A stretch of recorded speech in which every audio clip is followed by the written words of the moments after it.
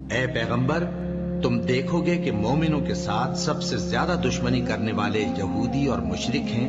اے ایمان والو، یہود اور نصارہ کو دوست نہ بناؤ، یہ ایک دوسرے کے دوست ہیں، اور جو شخص تم میں سے ان کو دوست بنائے گا وہ بھی انہی میں شمار ہوگا۔ بے شک اللہ ظالم لوگوں کو ہدایت نہیں دیتا۔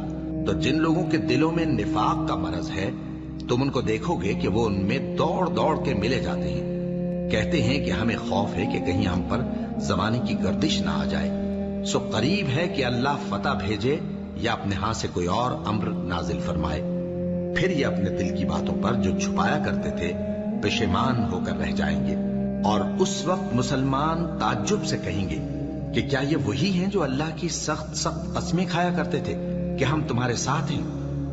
ان کے عمل اکارت گئے سو وہ خسارے میں پڑ گئے۔ اے ایمان والو، اگر کوئی تم میں سے اپنے دین سے پھر جائے گا